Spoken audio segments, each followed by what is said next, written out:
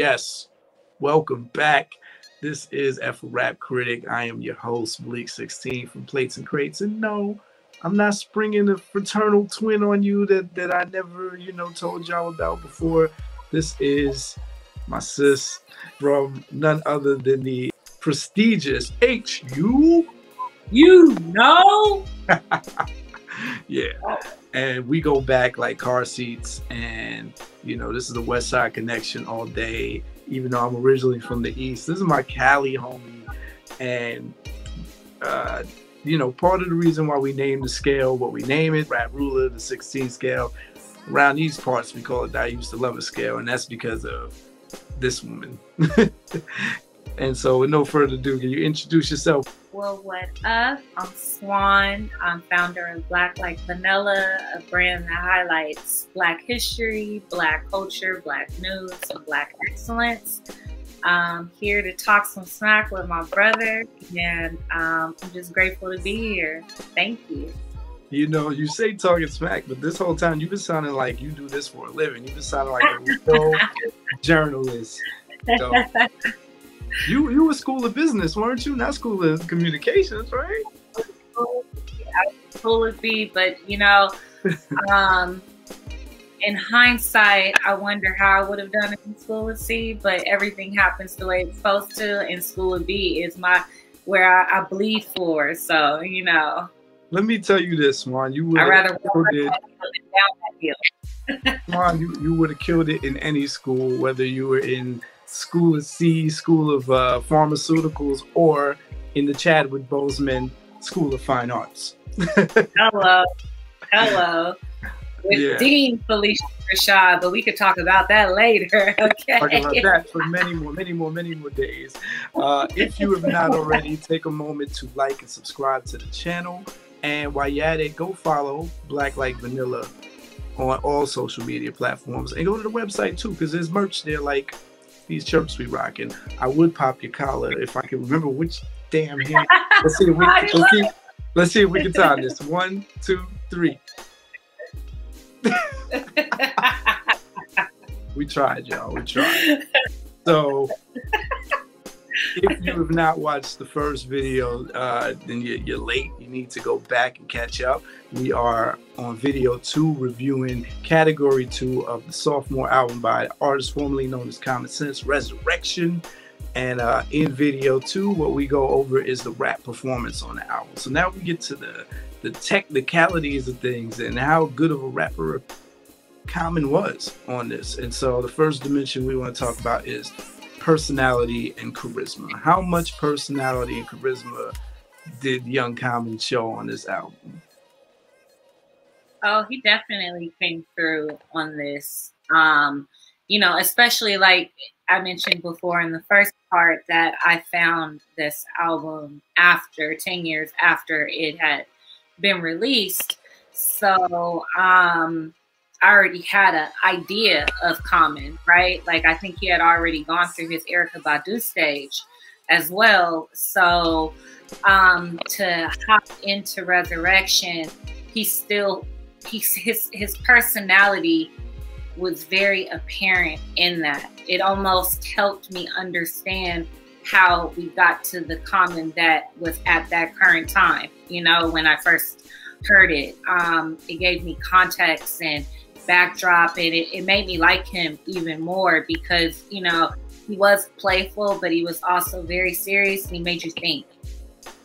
Yeah, I think, he showed more personality on this album than he showed on a lot of his more recent and the subsequent albums. Unfortunately, with age, we see a lot of our greats kind of slow down, and maybe someone got in his ear and told him to simplify, because this was a very hyper Common, but that added to some of the charm of it, right? There was still this youthful quality, and his hype made you want to hear more.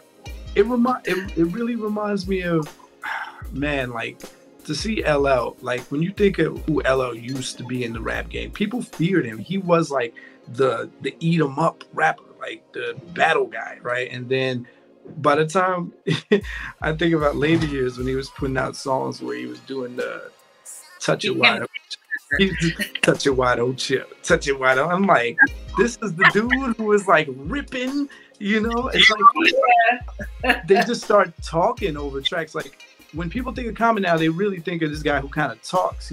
Knowing is beautiful, you know. And this guy used to be all over the beat. So something to consider on a scale from 1 to 5 heartbeats. How much personality and charisma was there on this album to keep you listening? Which takes us to dimension 2, which is the believability or the suspension of disbelief. Now, we always say suspension of disbelief is when it's an album where the rapper's in a character and they expect you to understand that whatever they're saying is not realistic only to that character it is, but not them. On this album, there is not that. He's saying, he literally has a song that says, "This is me." So what we're asking is, how much do you believe him? Is there exaggeration? Is he hyperbolic? What'd you get from this? I definitely felt like he was being authentic. I would say that the only times I felt like he was kind of trying to do more than what he was, what he normally would do was with like the hoes and bitches. There were only like maybe a couple of them, but you know, in hearing him say that, it's like, that's not you, Common. Like, you know that you don't call women bitches and hoes. Like, there, maybe you do, and you know, maybe this isn't authentic, but based off of what I felt from it, I felt that he was, you know, giving us himself, you know, just kind of stripped himself raw and presented himself and was unapologetic in that as well. Yeah, I mean, that's a part of growth. We keep talking about this album being, you know, a kind of open vein display of like him growing into the man that he eventually became. You know, fatherhood also will do that. I think by the time his third album came out, he learned he was a father, and it's one of his most popular songs ever is part of what upped his ante in the rap world. But now he was still a young bachelor, and you know, he was saying about this time in some of the writings on this album, he's saying that was the life he was living. He's like, they were hanging out every night, they were getting into fights, they were looking for fights, his crew was deep, they were getting drunk, and he was dealing with different women. And I mean, if you heard the first album, he definitely was using he was calling women hoes and using the B word very freely. So this was actually an improvement in that direction. Yeah, I think the most obnoxious is on Watermelon. He says something, if this track was abroad, I'd be banging, bam, bam. I was like, okay, bro. Right, so yeah, I get all of that. I mean, he speaks to all those things repeatedly in different ways. When you hear songs like Nothing to Do, you really feel like you took a trip, a weekend trip, or a regular Friday night, knowing what him and his crew do. And even if you don't know these spots in Chicago he's naming, it's like, okay, you took me on a journey. I feel like you really do this. Especially for Chicago too, you know, like, because I mean, you're from the East Coast, I'm from the West Coast, and those were the only things that really mattered. You know, like there was kind of a little drizzle of the South, but that was about it. So when you hear someone from the Midwest who's actually making good music and then telling their story too, it kind of almost, I mean, literally put them on the map, you know, because now I'm visualizing these stories being told in a space that isn't the norm, with the norm being either the West Coast or the East Coast, you know? Yeah. And yeah, I mean, he repeats those same sentiments on so many songs. It's like, okay, this must really be what you do. I think on Maintaining, or I think at the end of Maintaining, he's like, yeah, if my friend is getting beat, I don't care who started the beef, I'm jumping in because, you know, that's my crew, you whack, whack. And but then on Book of Life, he's talking about those same behaviors as something that he wants to make a change from. He sees the problem in those things. So yeah, I think you are getting a raw, you know, Rashid Lynn kind of exposition here on this album, even in the lighter comedic moments. So something to consider on a scale from 1 to 5 heartbeats. How much do you believe Common? Dimension 3, delivery and the use of voice. Now we get down to the nitty gritty. Yeah, what's your thoughts? I mean, you know, I don't really have much bad to say about this album. With the delivery and use of voice, you know, sometimes just like when certain songs can sound the same, the melodies and sonically, sometimes the flows can sound the same too, with the rapper not willing to push himself and trying different styles. And I do appreciate that Common didn't just get like stuck in one type of monotone delivery, you know, and he pulls you in different ways. Yeah, I think, you know, the way he uses his voice, again, we pointed out, this is a more animated, a more hyper, and more projecting type of Common in his younger days. He was really, really using his voice box, and like, I used the word spilling in the first videos. That's the best word to describe how he's bringing these rhymes across on the album. And he masters, you know, he's playing with acceleration and pullback. So there's some songs where he really breaks his rhymes up and drags them out and then speed back up. But most songs, he's speeding. He's, you know, words. The drawback to him being so animated is that it can be, which I imagine is part of what hurt his record sales back in the day, or his perception, because you hear him talk all throughout the album. If I was gangster, I get more respect. He makes reference to that like 3 times on the album. Like, they say I'm not gangster. I can see how he could be seen as corny. It's kind of similar to what Chance the Rapper goes through nowadays. Whenever Chance wants to be playful, he gets ostracized for that, because playfulness is just not, it's a no-no in hip-hop. Yeah. It's been for a very long time, since this era in the 90s. And so when Common starts doing those, he goes back to doing those kind of like singing someone else's song. Like he breaks into like Get Up, Stand Up in the middle of Book of Life. And it's like, bro, what you doing? Or what's the one line where he's like, I can't believe it, I got shot. And it's like, yeah. like, bro. And you know, reading about the album, you could say his crew were like rolling their eyes when they would do that, because they're like, bro, we trying to get you off of that. We live in a real hardcore city. You over here doing jingles, and you know, so there's a lot of that. And yeah. Sometimes that can be a drawback. But again, there's not enough drawbacks on here to take away from the album. No. It doesn't bring it down. You just kind of like, come on, Common. But then as soon as he does a line like that, he'll come back with a real strong. Exactly. Almost makes you forgive him for that. Like, all right, you was just being silly. I remember you're Common. Yeah. You know, Common's gonna Common every time he gets. Something to consider on a scale from 1 to 5 heartbeats. That takes us to everyone's favorite dimension 4, flow. So Common does a lot of syllable pack flows that complement this accelerated, sped up style that he's doing, the structure that he's using in his verses, depending on the song though. Sometimes he'll start slow in the beginning and build up with lots of compounds.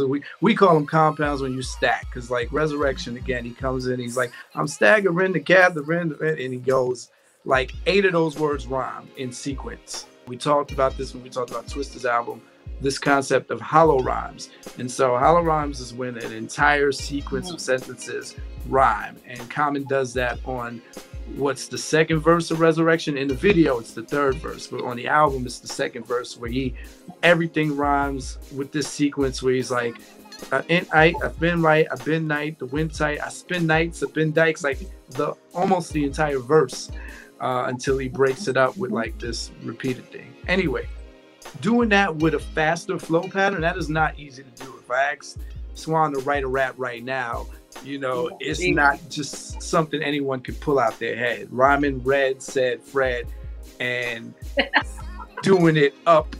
Well, I was looking at the lyrics of Watermelon, and just like the first verse alone just blew me. He went from interstate to ventilate to penetrate, infiltrate your mental state, just to reiterate that I innovate. I was like, yo.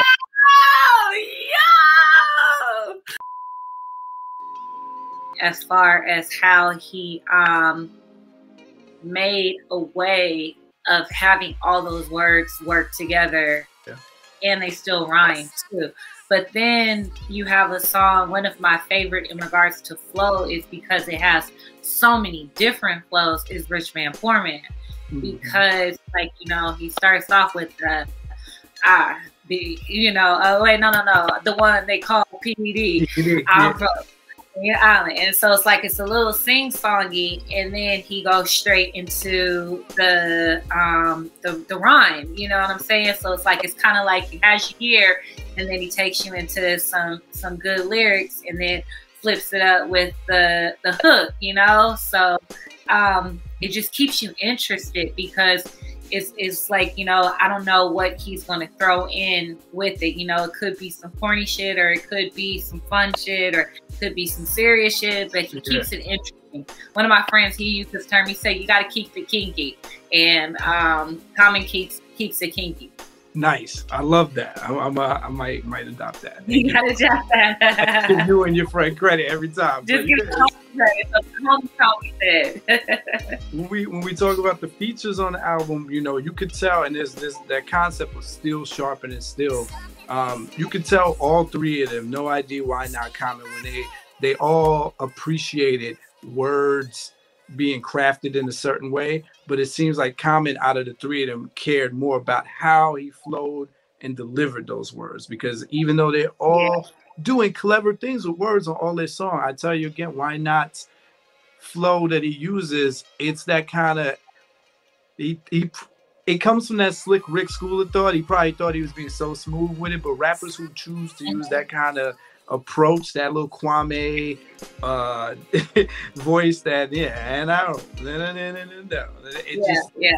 it doesn't catch you as much. Every time Common came back on, we were ready for what he had to say. There's more oomph to it, and his flow pattern is just more stacked and built up, and it goes somewhere. I think that's what's important about flow structure. Where are you taking me? Are you staying on one level? No ID stayed on one level his whole verse. So yeah, I think you brought up some real good points about the flow on the album. And sometimes those sing-songy moments break things up. I think the most straightforward song flowing is I Used to Love Her. He didn't do a lot of the antics. He just kind of kept a flowing pocket. Straight. Something to consider on the scale from 1 to 5 heartbeats. That takes us to dimension 5, wordplay. This is the guy for wordplay. When I think of rappers who embody wordplay, a lot of people use that, but Common does it, because Common doesn't just rely on similes and metaphors. He does that, but then he'll like do this thing, which I like to call a before and after rhyme, which I got this from Jeopardy. So one word that ends the sentence will start the sentence. Like he said something like Jack and Jill, but I jacked Jill, and it was like the word Jack had fit the end of the prior sentence and the other. And speaking of prior, he said something like we bad prior to Richard. Yeah.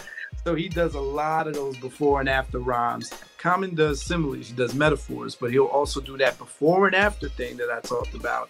He'll do these things called homonyms, where he'll use a word that sounds like a word and he'll do entendres. So using the same, word in different ways. And he was doing this before a lot of rappers were doing it, but he was doing it all together. That's what makes it special. Did you pick up on that?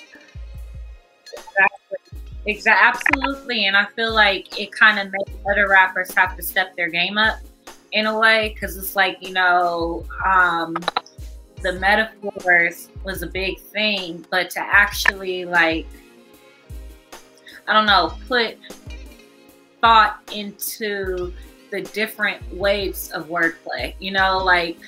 A bad example of this is a current song, or not current, but a more up-to-date song, which is Nicki Minaj, her Rack 'em Up verse. She says she took a trip to China to meet with China and had the car in China to something China. And of all 4 Chinas, only one of the Chinas were different. It was the black China, that was the person, but all other 4 Chinas, other 3 Chinas was China. So it seems lazy when there's no effort being put there. But for Common, he makes you like go, damn, I didn't know that word meant that. You know what I'm saying? Or it just he forces you to have to stretch your thinking or your creativity in how words are used, which is something I really appreciate. It's the connectivity factor that brings this album on a lyrical high bar, because it's one thing that, you know, mixtape rappers, they'll hit you with tons of unrelated hot lines. You can take any of those lines individually. Common makes sure all his lines kind of like go in. Like he said something where he's like, I figure like a father, I'm gonna turn this mother out. And that was after a sequence that was connected before that to something else. Yeah. You know, or the one thing with the realize, because he said realize that realize and real hair get real guys, better make up your face. Before you make up your face, go and make up your mind. And that was like this whole sequence. He was preaching, you know, his respectability politics, right? But still, the cleverness, because he just continues themes. I rinse with the rhythm, take baths in the bass. Like he was talking about washing in the music and using parts of the musical instruments to talk about how he builds a style. It's just those things you don't hear. Because anybody could be like, I'm this like that, and I'm that like this. He takes it a step beyond. Also want to mention that on Book of Life, I know we keep talking about Book of Life, but he ends every verse with the sentence, thank God I found you. And pretty sure, you know, that's continuing metaphoric language, but pretty sure that's personification. And I think, you know, he mentions it when he was talking about the making of the album, why he ended every verse like that. And the you, whether he's talking about you himself, you know, finding himself, or, you know, talking about a thing being you, that's still poetic language for sure. So we can't end the wordplay section without talking about the brilliance of communism. There are very few rappers that do this style of wordplay, with the exception of rappers like Papoose, who, you know, has made a name off of these thematic pattern raps that people tend to think of as gimmicky. But what Common Sense did here was take his own name, you know, the first 3 letters of his name, and find words that also start with those same 3 letters. I want to say prefixes, but they're not quite that. But not only does he use them, he doesn't barrage you with them. Like, oh, here's all the COM words all at once. He slips them in cleverly as a part of his stylistic package of wordplay and rhyme scheme and every other device that he's already using. He just slips those words into those sentences. It's genius at its finest. It's short and sweet, so you get to appreciate it. And, you know, the beat is mid-tempo. The beat is like no other beat on the album. A whole flute bass, very pretty, but undeniably hip-hop beat. And it's a standout cut. Takes us to the next dimension, but before that, ranking this on a scale from 1 to 5 heartbeats, how much wordplay was on it. The next dimension is the punchlines. And if it's not punchlines, it's the poetic wisdom, overall the quotability of this album.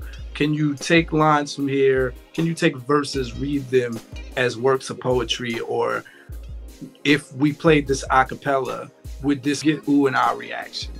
So I feel like this is one of those albums that could be dissected in a hip-hop course, you know, in college or something. Or there actually is a podcast called Dissect, where they go through track by track of the artists, you know, what they were going through, the lyrics, the beat, all that type of stuff. And I feel that this is one of those, because it has so many gems. They all hit different. I think Common is also from that school of rhyme, which was in early 90s and mid 90s school of rhyme, where your ending bar was important. And so a lot of the songs on here, the last lines are the strongest or the most memorable, you know. So like for me, it's Resurrection. It's like, I'm a hoe, but not a hoe nigga. Ain't scared of no nigga. Like when it's my time to go, I'm going, and I'm going with stuff like, not the most clever, but it's just right. It's not the most clever, but it's clever enough to where, man, you can see somebody leaving after that. You know, like you said, drop the mic. And so there's a huge quotability factor, if you ask me. I don't know how much poetic wisdom is here, because again, he was smartening up. I don't know if he had reached the point of wisdom yet, but there are poetic sensibilities all throughout. Yeah, there's some drops in it. You know, definitely you could see the flowers blooming. Yeah, I love that. I love that. Look at you, poetic. Okay, sprinkle. I can't. I really, for the life of me, people gonna laugh when they see this. They're like, "Why does he keep reaching to the other side?" Wait, here we go. High five. Terrible. We done try to pop collars, high five. We can't get it to. That's how you know we ain't twins. But something to consider on the scale from 1 to 5: heartbeats, punchlines, poetic wisdom, overall quotability. Dimension 7: concepts. I used to love it. That's all you need. You don't really need much more. We have more concepts on this album. We got, chapter 13, which is a really creative way to have a rap with your boy, instead of just approaching it the regular way, just bragging about just rapidy rap. They decided to take it from this angle of, I'm bragging from a poor man's perspective and I'm bragging from a rich man's perspective. So that's pretty conceptual. It's what we call a loose concept. It's loosely conceptual, but we all know you come to this album for the big concept, the game-changing concept, which is I Used to Love Her. The fact is people talking, it's like a M. Night Shyamalan twist, you know. You're like, oh snap, I didn't see that one coming. And so early in the album too, that it just kind of like it sets the tone for everything else, because you're like, if this is what he's giving me, let's just go, Right. Let's go. I think that is such a smart move to put it so early, because everything else becomes forgivable. I really am able to forgive This Is Me and Orange Pineapple Juice and whatever cringy lines there are, because it's the man that gave you that, and everything. You get to see how you can be all sides of one person. Something to consider on the scale from 1 to 5: heartbeats. That takes us to dimension 8. I like to put these together. It's the content. It's dimension 8 and 9. How much content outside of themselves would a rapper start, and how much content inside. The external level, like where they talk about socially conscious things, things in the environment, world ills, and then the other one is more internal reflection and stuff like that. So what do you think? I feel like it had a lot more of the internal reflection versus the external effect of reflections, but the external reflections that he did touch on were relevant and timely. It kind of helped propel him into a thoughtful, not just rapper, but just person in general, somebody that's well beyond their years, and again, just especially during that time, because I think Common was like 24 when he did that album, somewhere in the early 20s. So to even add that to the context of it,